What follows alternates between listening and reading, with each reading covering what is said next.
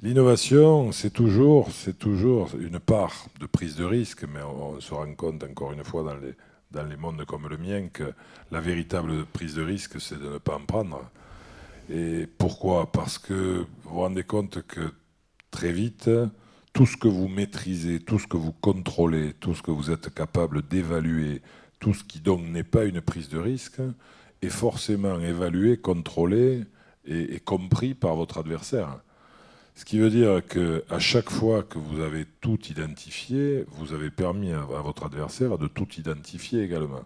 Et donc, puisqu'il aura identifié parfaitement ce que vous faites, il sera sûrement à même d'y apporter la contradiction et d'y apporter des contraintes.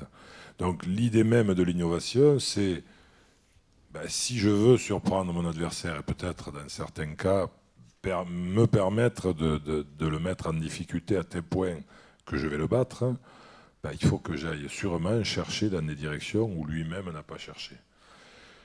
Et l'idée de l'innovation, au-delà de ça, c'est donc l'idée d'accepter, lorsque vous êtes manager d'un groupe innovant, c'est d'abord accepter que l'innovation, elle vienne de tous, et pas que vous en soyez le seul maître, les autres devenant des acteurs obéissants.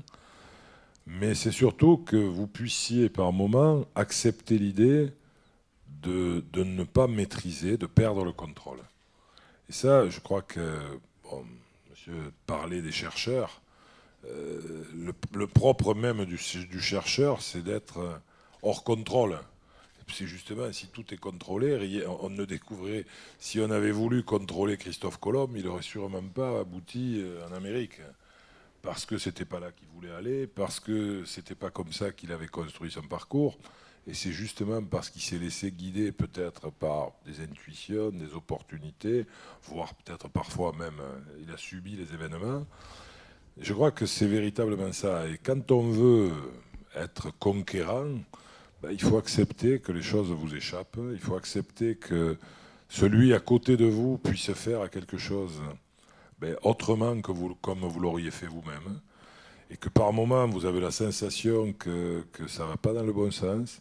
Et pour autant, à l'arrivée, c'est efficace.